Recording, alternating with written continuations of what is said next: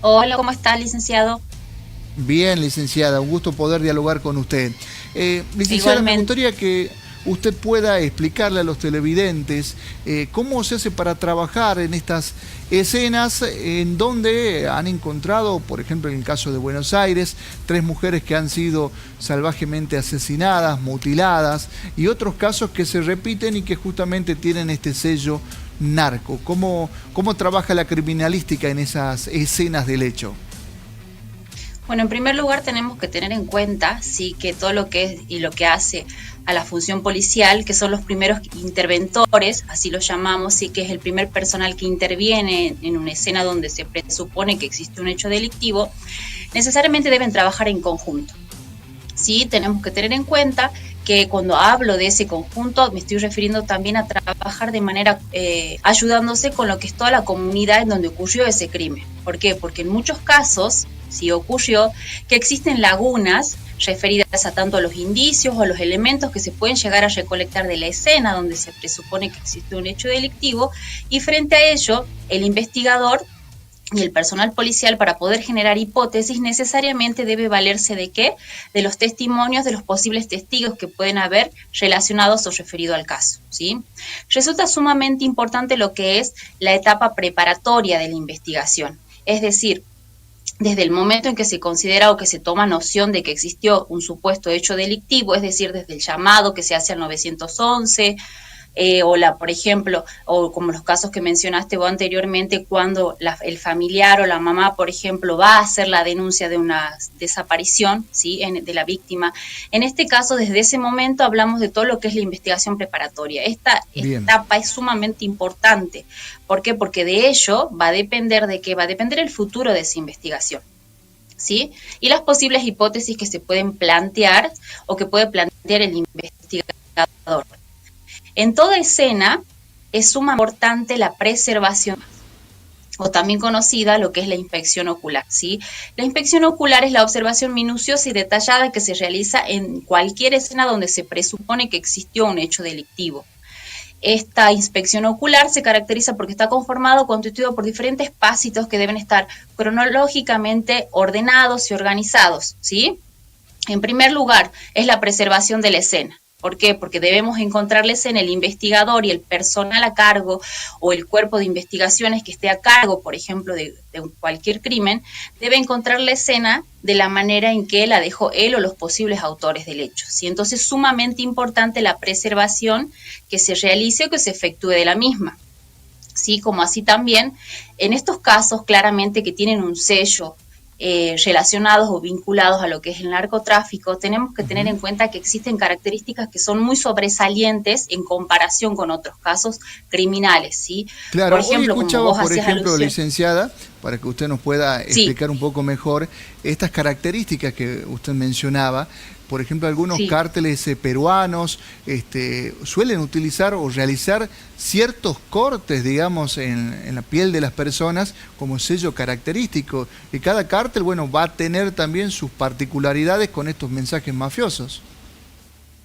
Exactamente, dejan una impronta. Es una de las características, además de la violencia que tienen o el ensañamiento que pueden llegar a tener, en este caso con la víctima, una de las características son esos medios de comunicación que ellos dejan, ¿sí? Es de alguna manera como avisando a la comunidad que ellos están presentes en ese sector y justamente en ese crimen, ¿sí? Como vos mencionabas y hacías alusión, el tema de las lesiones, las mutilaciones, ¿sí? En el caso de que usen algún tipo de arma de fuego, generalmente suelen ser armas que tienen un gran calibre, ¿sí? Cuando hago alusión de lesiones, por ejemplo, puedo hacer alusión también a lo que es una gran cantidad de lesiones vinculadas a los que son con armas blancas, por ejemplo, ¿sí? Hay mucho ensañamiento en lo que respecta a la víctima. Generalmente se pueden visualizar heridas en todo lo que es la parte de la cara, ¿sí?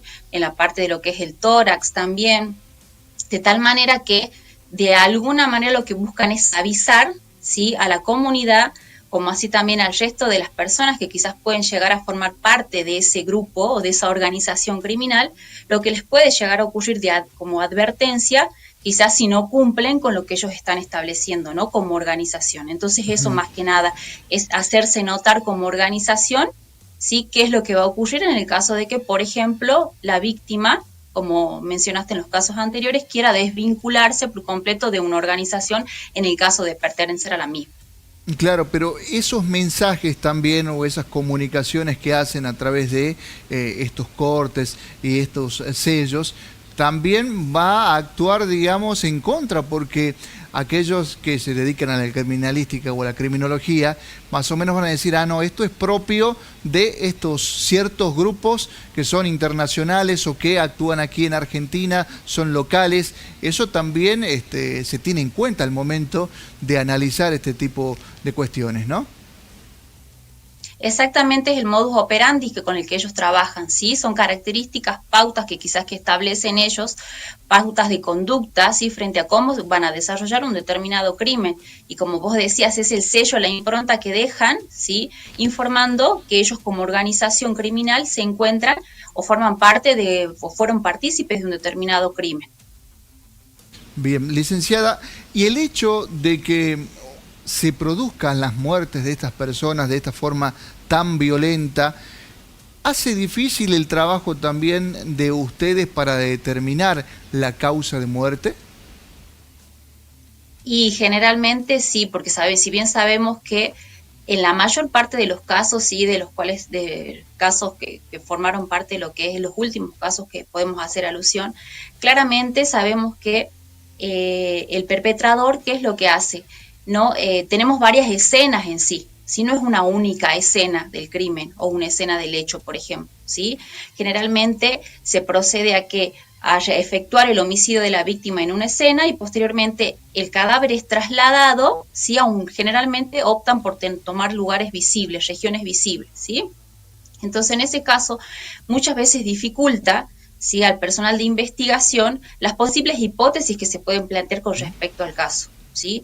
Ya cuando hablamos de lo que es determinar la causa de muerte, necesariamente hablamos y hacemos alusión de lo que es la presencia del médico legista. ¿Sí? Será él quien va a determinar, en base a la autopsia que se practique, cuáles fueron los causales de muerte. ¿Sí? Por ahí el investigador suele tener quizás que una orientación, una hipótesis posible, sin embargo será el médico legista quien determine de manera fehaciente y exacta a través de lo que es la práctica de la autopsia, poder llegar a determinar cuáles fueron las lesiones, cuál fue la causante de muerte, la hora estimativa o aproximada del deceso de la víctima, entre otras características.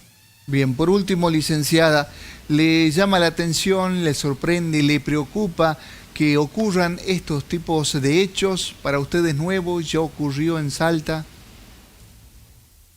Y claramente es como que ahora creo que con la cantidad de medios de comunicación y demás que existen, es como que se hacen mucho más notorios y más visibles, ¿no?